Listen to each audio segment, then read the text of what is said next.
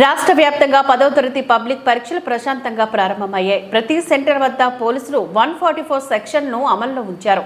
Tapeswaram high school పరీక్షా కేంద్రం వద్ద చీఫ్ సూపరింటెండెంట్ ఏ రాజు మాట్లాడుతూ పరీక్షా కేంద్రాల వద్ద విద్యార్థులకు అవసరమైనటువంటి మంచినీటి సౌకర్యం, టాయిలెట్స్, అదేవిధంగా వారికి పరీక్షా కేంద్రాల్లో ఏ విధమైన ఆరోగ్య సమస్యలు వచ్చినా వెంటనే చర్యలు తీసుకునే విధంగా ఏర్పాట్లు చేయడం జరిగిందని చెప్పారు. విద్యార్థులు పరీక్షా కేంద్రాల వద్దకు 9:30 చేరుకోవాలని సూచించారు. లేటుగా వచ్చే వారికి అదనంగా 30 నిమిషాలు 10 గంటల వరకు లోనికి రావడానికి అనుమతించడం జరుగుతోందని చెప్పారు. 10 గంటల తర్వాత లోనికి ఎవరిని అనుమతించడం జరగదని అన్నారు. 12:45 వరకు పరీక్ష నిర్వహించడం జరుగుతోందని అన్నారు. ప్రతి ఓ విద్యార్థి తమ హాల్ టికెట్లను తప్పనిసరిగా తీసుకురావాలని సూచించారు.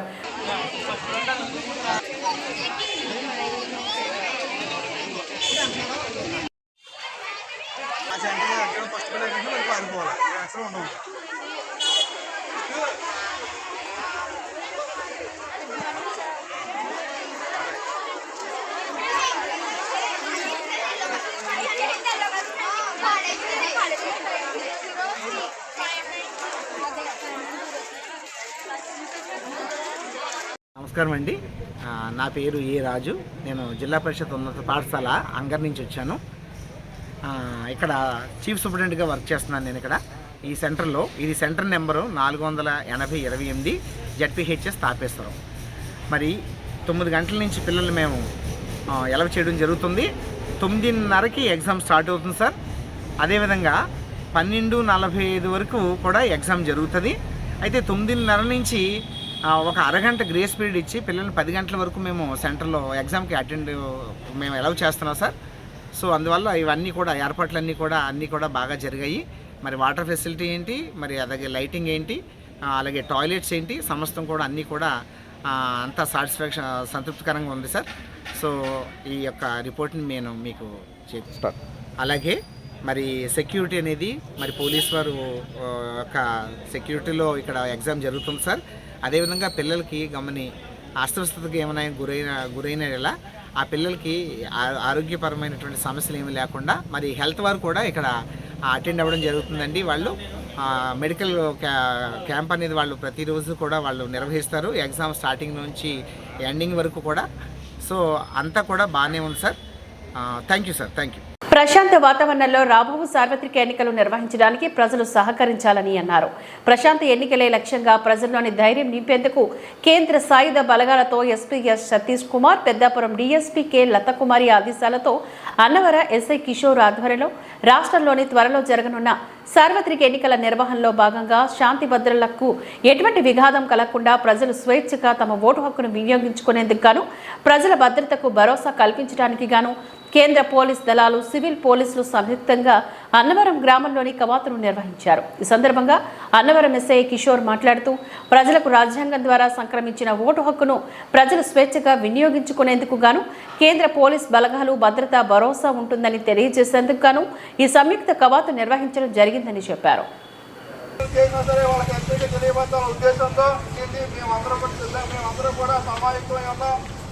స్వేచ్ఛగా ఎటువంటి గొడవలు లేకుండా మీకు నిర్భయంగా మీరు ఓటు తీసుకోవడం మీరు రెడీగా ఉన్నా. అలాగే మీరు ఎటువంటి అర్థాలు మన ప్రాంతానికి పెట్టుబడి వచ్చే విధంగా ఎవరో ప్రవర్తించకూడదు. శాంతియుతంగా ఎన్నికలు నిర్వహించడానికి మీ ఎంతో సహకారం మీ వంతు సహకారం మాకు కల్పించాలి అని కోరుకోవాలనే ఉద్దేశంతో ఈ కవాతు నిర్వహించడం, అలాగే మీతో ఇంటరాక్ట్ అయ్యి 2 నిమిషాలు చెప్పి ఇదే విషయాన్ని చెప్పి ఎటువంటి గొడవలకి, ప్రేరణలకి, ప్రోత్బలాలకి వెళ్ళకండి. ఎవరెవరు ప్రేరేపించారనో లేదంటే ఏదో చేశారనో మీరు ఎవరైనా సరే మీకు ప్రాథమికంగా జరిగిన చట్టం వల్ల, హక్కుల వల్ల మీరు స్వేచ్ఛగా ఓటు చేసుకోవాలి తప్ప వేరే వాళ్ళు ఎవరిదైనా ఓటు వేసుకునే వాళ్ళు ఇబ్బంది పెట్టినా, అక్కడ పోలీస్ స్టేషన్ ఇబ్బందికరమైన పనులు చేసినా సరే వాళ్ళకి హెచ్చరిక తెలియజేయాలని తెలుపుతూ, అలాగే మీ వెనక మేము ఉన్నాం, స్వేచ్ఛగా వేసుకోవచ్చు, మిమ్మల్ని ఆ ఓటు హక్కు వినియోగించకుండా ఆపేవాళ్ళు ఎవరో లేరు. మీరు గారు అలాగే మన జిల్లా యంత్రాంగం ఆధ్వర్యంలో ఆయన సూచన మేరకు ప్రతి గ్రామాలు కూడా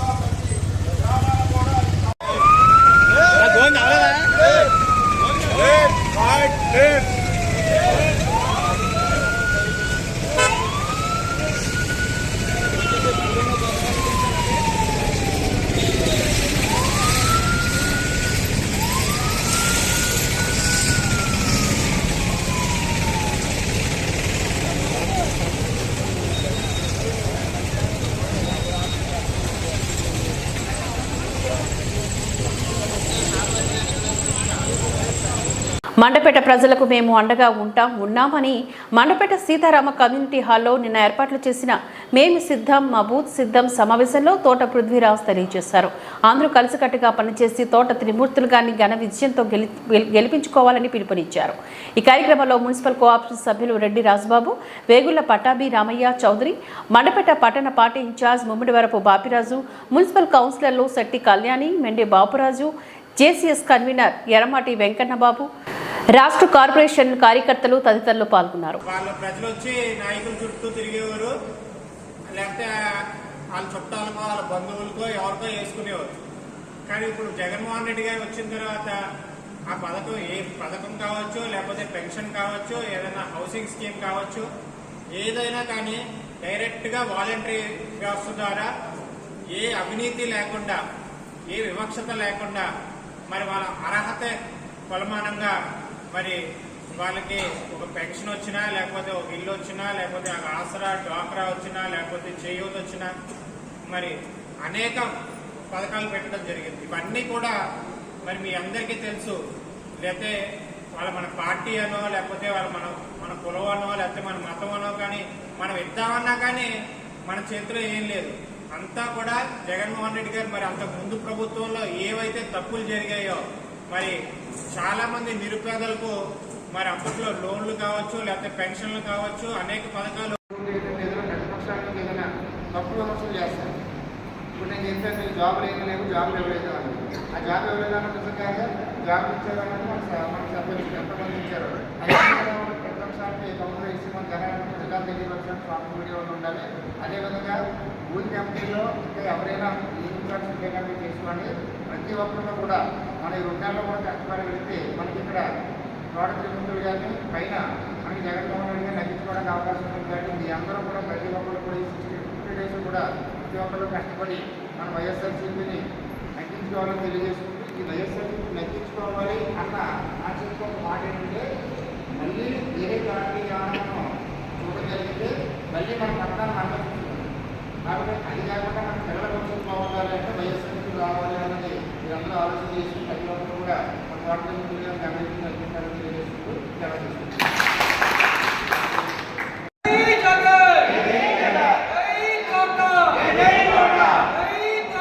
జై జై తోట మా బూత్ సిద్ధం, మా బూత్ సిద్ధం. డాక్టర్ బిఆర్ అంబేద్కర్ కోనసీమ జిల్లా మండపేట నియోజకవర్గ మండపేట రాజారత్నం సెంటర్ సిఐ అఖిల్ జమా మాట్లాడుతూ ఈసారి అత్యధిక శాతం పోలింగ్ నమోదయ్యేలా ప్రజలకు రక్షణ ఇస్తామని, మండపేట గత కొన్ని రోజుల క్రితం కేంద్ర బలగాలు మండపేటకు రావడం అందరికీ తెలిసిన విషయమే. అయితే ఎలాంటి భయోందనల వాతావరణం లేకుండా ప్రజలు తమ ఓటు హక్కును వినియోగించుకోలే పోలీసులు, సిఐఎస్ఎఫ్ఐ కేంద్ర బలగాలు మీకు రక్షణగా కల్పిస్తామని ప్రజలకు వారు తెలియజేస్తారు. ఈ కార్యక్రమంలో Mandapeta town SI Sastri, police సిబ్బంది, కేంద్ర బలగాలు తదితరులు పాల్గొన్నారు.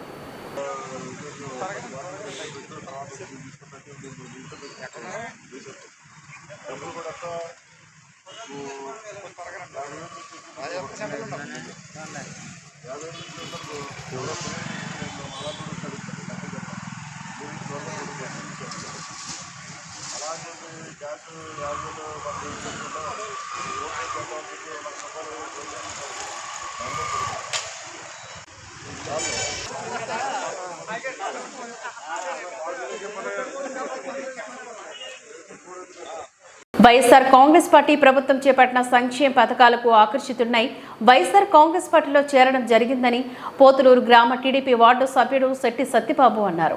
కాకినాడ జిల్లా ప్రతిపాడు నియోజకవర్గ ప్రతిపాడు మండలంలోని పోతులూరు గ్రామానికి చెందిన టీడీపీ వార్డు సభ్యుడు శెట్టి సత్యబాబు నేడు ఆ పార్టీని విడిచి వైఎస్ఆర్ కాంగ్రెస్ పార్టీలో చేరారు. ఈ సందర్భంగా ఆయన స్థానికంగా ఏర్పాట్లు చేసిన ఆత్మీయ సమావేశంలో వైసీపీ ఎంపీ అభ్యర్థి చలమలశెట్టి సునీల్, స్థానిక ఎమ్మెల్యే అభ్యర్థి వరపుల సుబ్బారావు ఆధ్వర్యంలోని వైసీపీ తీర్థాన్ని పుచ్చుకున్నారు. ఈ సందర్భంగా శెట్టి సత్యబాబు మాట్లాడుతూ వైఎస్ జగన్మోహన్ రెడ్డి ప్రభుత్వం రావడం ఖాయమని, ప్రజలు వైసీపీ ప్రభుత్వాన్ని కోరుకుంటున్నారని, వైసీపీ ప్రభుత్వంలో ముఖ్యమంత్రి జగన్మోహన్ రెడ్డి చేపడుతున్న సంక్షేమ పథకాలకు ఆకర్షితున్నాయి ఆ పార్టీలో చేరడం జరిగిందని ఆయన అన్నారు. అలాగే ఆయనతో పాటుగా 600 కుటుంబాల వైసీపీలో చేర్పించడం జరిగిందని చెప్పారు.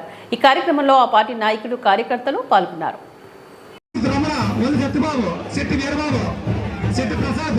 శివ కింద సూర్యబాబు కాక వెంకటరమణ అప్పారావు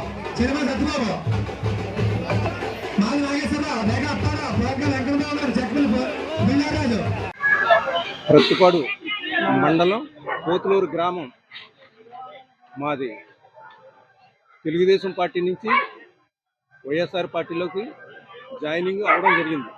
అది సుమారు ఒక 600 మందితో ఇవాళ నేను పార్టీలో జాయిన్ అవ్వడం జరిగింది.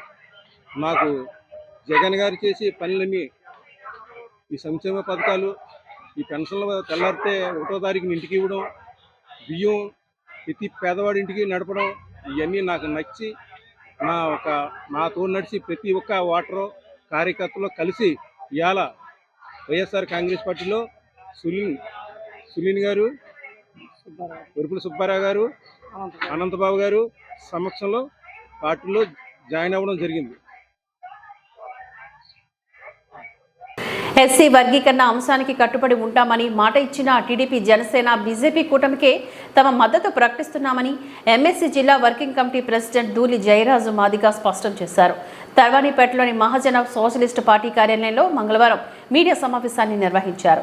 ఎంఆర్పీఎస్ జిల్లా అధికార ప్రతినిధి నేదునూరి రాజేష్, ఎంఈఎఫ్ రాష్ట్ర కార్యదర్శి డోకుబుర రాజుబాబు, ఎంఆర్పీఎస్ రాష్ట్ర social media in-charge Galinki Nageswararao, TDP SC cell town అధ్యక్షుడు మోరంపూడి సుబ్రహ్మణ్యం తదితరులతో కలిసి ఆయన మాట్లాడారు. తమ జాతి భవిష్యత్తు కోసం దేశ ప్రధాన మోదీని సైతం తమ వేదిక మీదకు తీసుకొచ్చిన గొప్ప నేత మందకృష్ణ అని చెప్పారు. పెద్ద కొడుకు మా నవయుగ అంబేద్కర్ మాన్యశ్రీ మందకృష్ణ మాదిగ గారు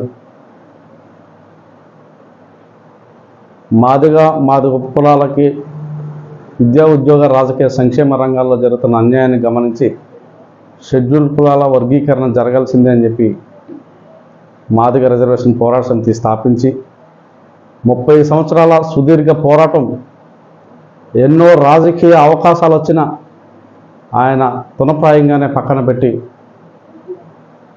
జాతి భవిష్యత్తే నా ప్రధాన లక్ష్యం అని చెప్పి ఓ ప్రధానమంత్రినే మా సభకు ఎవరో మా వేదిక మీదకి వస్తే పరిష్కారం అవుతుందో మా సమస్య, అలాంటి ప్రధానమంత్రిని మా వేదిక మీదకి తీసుకొచ్చి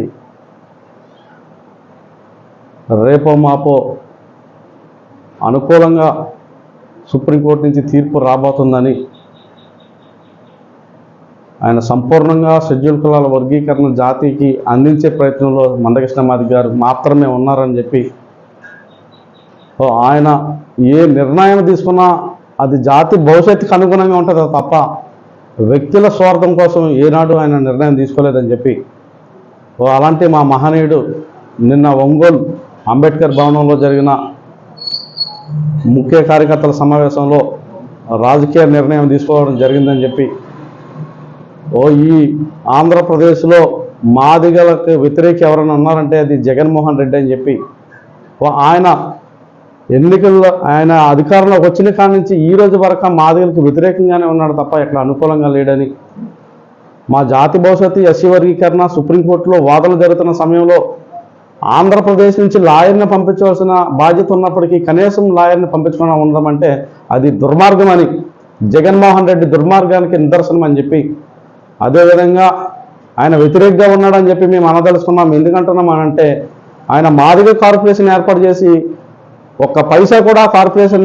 నిధులు కేటాయించకపోవడం అని అంటే అది మాకు ప్రాణహాని ఉందని ప్రాణాలు అరచేతుల్లో పెట్టుకుని బ్రతుకుతున్నామని రాయవరం మండలం నొల్ల గ్రామానికి చెందిన మేడపాటి ధనమ్మ స్థానిక విలేకరుల వద్ద ఆవేదన వ్యక్తం చేసింది. ఇక వివరాల్లోకి వెళ్తే రాయవరం మండలంలోని లొల్ల గ్రామానికి చెందిన రవ్వ వెంకన్న, లక్ష్మీనారాయణమ్మల కుమార్తె ధనమ్మ, బెదిరిపాక గ్రామానికి చెందిన మేడపాటి చంద్రశేఖర్కు సుమారు 7 సంవత్సరాల క్రితం ప్రేమ పెళ్లి చేసుకుంది. వారికి 4 సంవత్సరాల పాప కూడా ఉంది. అయితే గత కొన్నేళ్లుగా తన భర్త చంద్రశేఖర్ ఇంటికి తాగి వచ్చి తనను శారీరకంగా, మానసికంగా వేధింపులకు గురి చేస్తున్నాడు అనడంతో అవి తట్టుకోలేని ధనమ్మ పుట్టింటికి వచ్చి అక్కడే ఉంటోంది. ఈ నెల 6వ తేదీన చంద్రశేఖర్ అత్తింటికి వచ్చి గుమ్మల్లో కూర్చున్న అతను దుర్భుషలాడుతూ తనతో తెచ్చుకున్న ఇనుప రాటుతో మోతడంతో ఆమెకు చెయ్యి విరిగిపోయింది. లోపల పడుకున్న మామగారిని కొట్టడంతో తల చిట్లిపోయింది. ఆ పక్కనే ఉన్న భార్య ధనమ్మను కొట్టి ఆమె చెయ్యి విరగొట్టి బీభత్సాన్ని సృష్టించాడు. కేకలు విన్న పొరుగువారు వచ్చి అతని చేతిలో ఉన్న ఇనుప రాటును లాక్కుండడంతో అక్కడి నుంచి చంద్రశేఖర్ పరారయ్యాడు. ఈ విషయంపైన రాయవరం పోలీస్ స్టేషన్లో ఫిర్యాదు చేసినప్పటికీ కూడా అతను ఇప్పటికీ బయటే తిరుగుతూ బాధితులను చికిత్స పొందుతున్న ఆసుపత్రి వద్దకు వచ్చి మమ్మల్ని అందరినీ చంపేస్తానని చంద్రశేఖర్ బెదిరిస్తూ ఉండటంతో భయంతో అల్లల్లాడిపోతున్నామని ధనమ్మతో పాటుగా వారి కుటుంబ సభ్యులు తీవ్ర భయాందోళన వ్యక్తం చేస్తున్నారు. ఇసుక పడిపోయింది, అది కన్నుపోయిందండి. దానికి కూడా హ్యాండిల్ చేసేవాడు నేను కాబట్టి నేను చేసుకున్నాను, నీకు పెళ్ళి అవ్వదు అసలు అని అనేవాడు నన్ను. దానికి కూడా నేను చాలా బాధపడేదాన్ని. ఇంకా నాన్న చేసుకున్నాను కాబట్టి నా తలరాత ఇంతే, ఇంక నేను ఎలా భరించాలని అనుకున్నానండి. నేను ఇంకా నేను భరించలేక ఇంకా మా అమ్మగారి ఇంటికి వచ్చేసానండి. నేను ఇంకా ఎందుకని ఎవరికి ఏం చెప్పలేదు. కానీ ఆయన మాత్రం శృతి మించిపోయి బాగా ఇంకా తిట్టడం కొట్టడం బాగా చేస్తున్నారండి. ఇంకా ఒకరోజు అయితే ఇంక ఇలా ప్రాణాల మీద తీసుకొచ్చాడని మమ్మల్ని, ఇంకా హాస్పిటల్ పాలు చేశాడని మమ్మల్ని ఇలాగ. ఇంకా అందుకే ఇంక నేను భరించలేనని అతను బాధను. ఇంక నేను ఇంకా వచ్చి ఆ రోజు 1 గంటకు వచ్చేయండి, నిద్రపోతున్న వాళ్ళని మా అమ్మగారు బయట ఉంటే ముందు మా అమ్మగారిని కొట్టేశారు. కొట్టేసిన తర్వాత మా నాన్నగారు అడ్డొస్తే మా నాన్నగారిని కొట్టేశారు. మా నాన్నగారిని కొట్టిన తర్వాత ఏమన్నా ఉంటే మాట్లాడాలి కానీ ఇలా కొట్టడతారా అని నేను అంటే నన్ను కొట్టాడండి. ఆయన కొట్టేసేసి లోపలికి పడుకోబెట్టేసేసి నన్ను కాళ్ళతో తొక్కేసేసి చంపేయాలని చూశాడండి. ఆయన నుంచి మాకు ప్రాణహాని ఉందండి. ఎలాగైనా సరే మీరే మమ్మల్ని కాపాడాలండి. పోలీస్ కేసు పెట్టారమ్మా? పోలీస్ కేసు పెట్టామండి. పెట్టినా కూడా తిరుగుతున్నాం కానీ ఏం పట్టించుకోవట్లేదండి వాళ్ళు కూడా. ఆయన అయితే బయటే తిరుగుతున్నాడు.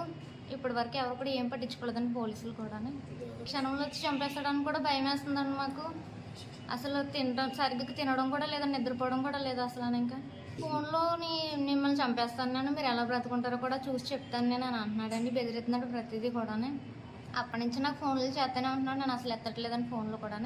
మెసేజ్లు అయితే చాలా దారుణంగా పెడుతున్నాడు. మిమ్మల్ని చంపేస్తానని, అసలు బతకనివ్వండి, నేను ఎవరు బతుకుంటారో పొద్దుటికాలు ఎలా బతుకుంటారో నేను చూస్తానని బెదిరిస్తున్నాడండి మమ్మల్ని.